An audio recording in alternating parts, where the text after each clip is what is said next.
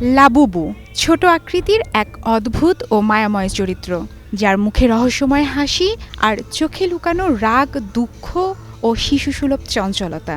বিশ্বজুড়ে খেলনার জগতে এটি এনেছে বিপুল আকর্ষণ ও সাংস্কৃতিক উন্মাদনা। শুধু শিশুদের নয়, প্রাপ্তবয়স্করাও লাবুবুর মোহে আকৃষ্ট হয়ে উঠেছেন দিন দিন।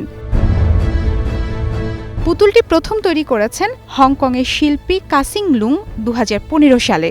লাবুবু চীনের একটি অ্যানিমেটেড টিভি সিরিজ দ্য মনস্টারের গুরুত্বপূর্ণ চরিত্র, যেখানে একে দেখানো হয়েছে দুষ্টু কিন্তু দয়ালু আর যার রয়েছে সূক্ষ্ম কান ও দানবীয় দাঁত। লাবুবুর জনপ্রিয়তার পেছনে রয়েছে এক ধরনের আবেগ, কল্পনা ও অপ্রত্যাশিত চমক।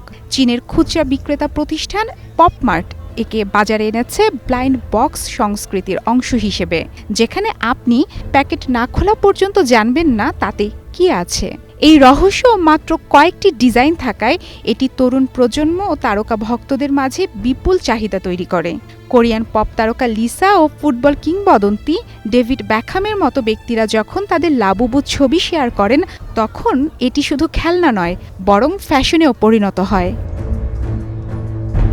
এশিয়া থেকে শুরু করে ইউরোপ, আমেরিকা পর্যন্ত লাবুবু একটি বৈশ্বিক সংস্কৃতিতে রূপ নিয়েছে। চীনের পপমার্ট স্টোরে নতুন সিরিজ আসলেই দেখা যায় শত শত মানুষের লাইন, অনেকটা নতুন আইফোন কেনার দৃশ্যর মতো। থাইল্যান্ড, কোরিয়া ও জাপানে লাবুবু এখন সৌভাগ্যের প্রতীক কিংবা অফিসের ডেস্কের শোভাবর্ধক। এমনকি রাশিয়ার মস্কোতে এক রেস্তোরাঁ লাবুবুর আদলে তৈরি করেছে চকলেট মিষ্টি। তবে এই উন্মাদনার মাঝে দেখা দিয়েছে চিন্তার ভাঁজ। স্কটল্যান্ডের অ্যাবারডিন ও নর্থ আয়ারশায়ারে সম্প্রতি শত শত নকল লাবুবু পুতুল জব্দ করা হয়েছে।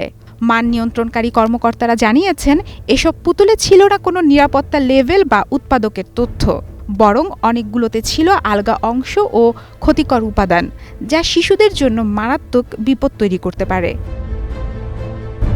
কিছু নকল লাবুবু দেখতে এতটাই বিকৃত ও দানবীয় যে শিশুদের মনে তা ভয়ের জন্ম দিচ্ছে।